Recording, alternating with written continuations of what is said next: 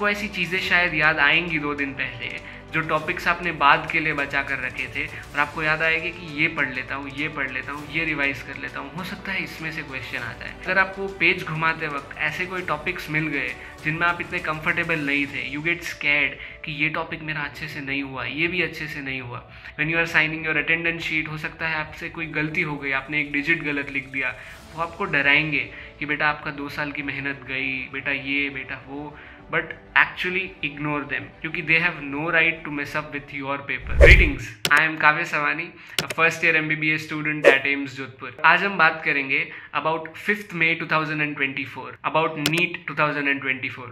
वो दिन जिसका आप सबको काफ़ी टाइम से इंतज़ार था, वो दिन जो कुछ ही दिनों में अभी आपके सामने आने वाला है। आपको ये चीज़ अभी बार बार रिमाइंड कराई जा रही होगी कि this will be the day that changes the course of your lives. ये वो वाला दिन होगा जब आपका आने वाला पूरा फ्यूचर उस दिन पे डिपेंड करेगा। अगर आप ये टेंशन, ये बर्डन लेके नीट में बैठोगे तो you will be bound to make many mistakes. तो आई सजेस्ट हर एस्पिरेंट को ये सोच के जाना चाहिए it is just another normal day. I know it is easier said than done, and ये चीज का विश्वास करना बहुत मुश्किल है। The more number of times you remind yourself it will just be another normal day, it will just be another normal test, कि आप संडे उठोगे, आप टेस्ट देके वापस आ जाओगे। अगर आप बार बार ये चीज रिमाइंड करवाते रहे, then trust me your mind will be much calmer than remembering that it will be a life changing day for you. इस वीडियो में मैं आपको ऐसी 5 टिप्स एंड स्ट्रैटेजीज देने वाला हूँ जिन्हें आपको इस दिन याद रखनी है, so that we can maximise our output of these 2 years of hard work. So let's start with the first and the most important one, tackling anxiety. Now, being a NEET aspirant myself last year, मुझे पता है कि इस दिन की anxiety अलग level पे होती है। It is not that easy to tackle this anxiety. But अगर आप कुछ चीज़ों का ध्यान रखें तो you might be able to control it. जैसे कि avoid having curricular discussion with your friends. NEET के 2 या 3 दिन पहले and even just before NEET, जब आपका एग्जाम हॉल में एंट्री प्रोसेस चल रहा होगा, you will be standing with your friends and most of them would be having discussions about studies. वो लोग डिस्कस कर रहे होंगे about some things they studied that day itself. And trust me, पूरे 2 साल के सिलेबस में ऐसी काफ़ी चीज़ें निकलेंगी जो आपके दिमाग से स्लिप हो चुकी है। There will be facts that you are not remembering that day. And अगर वो facts आपके सामने आ गए उस दिन, you will be scared. आपको ऐसा लगेगा कि this was one fact, maybe there are thousands of other things जो आप भूल चुके हैं, and क्या होगा अगर नीट में वही चीज़ पूछ ली। वो थॉट्स आते हैं। So for those, avoid having curricular discussions before 2 to 3 days of NEET and even on the day of NEET itself. I would suggest कि you spend more time with your family. आप जितना time अपने family members से बात करने में बिताओगे, उतना आपका माइंड काम होगा and you will be able to perform better that day. जहाँ पे भी आपको करिकुलर डिस्कशंस मिले, स्टे अवे फ्रॉम दोज, क्योंकि there will be things that you have forgotten and it's natural, but there is no need to panic in that, right? So the first and foremost important point of tackling anxiety is avoid having discussion. The other point about tackling anxiety is don't study before 2 days of NEET. Yes, आपको ऐसी चीज़ें शायद याद आएंगी 2 दिन पहले जो topics आपने बाद के लिए बचा कर रखे थे, और आपको याद आएगा कि ये पढ़ लेता हूँ, ये पढ़ लेता हूँ, ये रिवाइज कर लेता हूँ, हो सकता है इसमें से क्वेश्चन आ जाए। बट आप हो सकता है अपना 1 या 2 क्वेश्चन बचा ले उस दिन, बट अगर आपको पेज घुमाते वक्त ऐसे कोई टॉपिक्स मिल गए जिनमें आप इतने कंफर्टेबल नहीं थे, यू गेट स्कैर्ड कि ये टॉपिक मेरा अच्छे से नहीं हुआ, ये भी अच्छे से नहीं हुआ। If you get scared while turning those pages of your book, आपका वो 1 क्वेश्चन तो बचेगा, बट आप उसके सामने अपने 5 क्वेश्चंस गवा दोगे। The most important thing to do is कि आप 2 दिन पहले कोई भी बुक ओपन ना करें। Again, have discussions with your family, and the best way to deal with anxiety which I use this, आप ये सोचिए कि आप नीट के बाद के वेकेशन में क्या करने वाले हैं। You will get quite a lot of time to enjoy, right? ये 2 साल काफ़ी मेहनत करी है and this will be your time of peak enjoyment. तो आप ये सोचिए कि आप कहाँ कहाँ घूमने जाएंगे, आप अपने दोस्तों के साथ क्या क्या करेंगे। That's the best way to relieve your stress, right? तो 2 दिन पहले, if you are not fine with 2 दिन, आप 1 दिन भी कर सकते हैं, but don't study just before NEET, क्योंकि अगर आप पढ़ेंगे it will just lead to more stress, nothing else. Then moving to the third point, ignore the invigilator as much as possible. Invigilator आपके एग्जाम हॉल का डॉन होगा, so try avoid having conversations with him. वो जितना कहे उतना करो, दैट्स इट। उससे पंगे लेने की कोई ज़रूरत नहीं है, because invigilators can actually mess up your paper as well, and वो आपको डराने की कोशिश ज़रूर करेंगे. When you are signing your attendance sheet, हो सकता है आपसे कोई गलती हो गई, आपने एक डिजिट गलत लिख दिया, वो आपको डराएंगे कि बेटा आपका 2 साल की मेहनत गई, बेटा ये बेटा वो.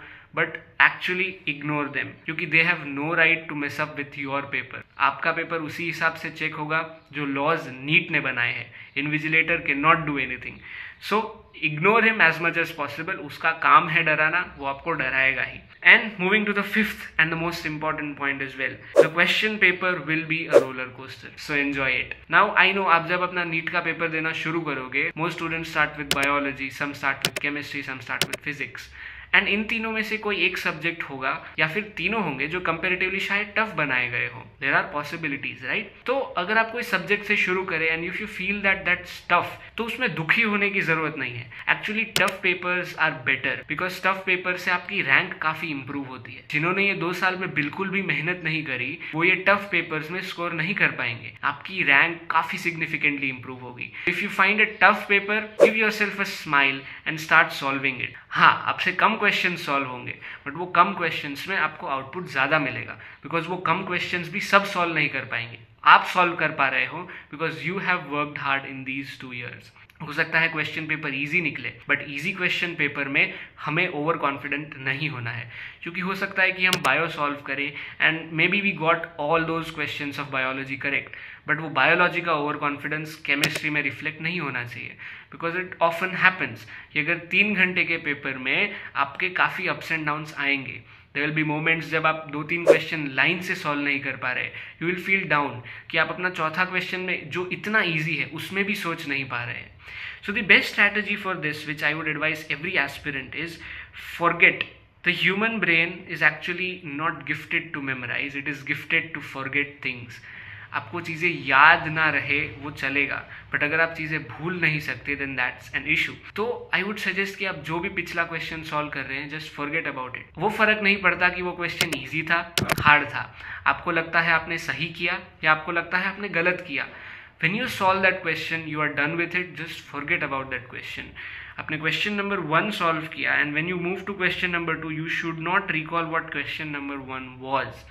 आपको उस चीज़ को याद करने की कोई ज़रूरत नहीं है, क्योंकि ऐसे टफ क्वेश्चंस आपको पेपर में मिलेंगे. और अगर आप उन टफ क्वेश्चंस को याद रख लेते हैं, then even while solving biology आपको फिजिक्स का कोई टफ क्वेश्चन याद आ रहा होगा. मे बी आपको पेपर के एंड तक उसका आंसर मिल जाए, बट उस क्वेश्चन को याद रखने के चक्कर में अपने बायोलॉजी के काफ़ी सारे क्वेश्चंस गवा दिए. That should not happen. So when you solve a question, solve it and then just forget it. आप जब अपना पेपर रिविजिट करेंगे तब आप उस क्वेश्चन के बारे में सोच सकते हैं, but while solving the paper do not remember your past questions. And also one important thing, जब आप अपने एग्जाम हॉल में बैठे हैं, it's generally a norm at all the centres that आपको अपने नीट एग्जाम के 1.5 या 2 घंटे पहले एग्जाम हॉल में बिठा दिया जाएगा. Yes, you will have to just sit on the bench looking at the clock. को और कुछ नहीं करने दिया जा सकता. आप उस 1.5 से 2 घंटे में आई वुड सजेस्ट कि instead of having a nap, जो मोस्टली एस्पिरेंट्स करते हैं कि वो सो जाते हैं सिंस 1.5 से 2 घंटे का टाइम है, instead of having a nap I would suggest कि आप करिकुलम के बारे में तो सोचना ही नहीं है. Instead of that I would suggest आप अगेन वो वाली ट्रिक फॉलो करें. Start thinking about the things you will do after NEET. आप नीट में बैठे हैं, राइट? सो आप यही सोचिए कि 4 से 5 घंटे बाद आप कितने रिलैक्स्ड होंगे, आप क्या क्या चीज़ें करने वाले हैं. सो वो 1.5 से 2 घंटे में think about something positive. Think about the moments you spent with your family just before 2 days. Think about those things that make you happy, क्योंकि a happy mind gives you better results.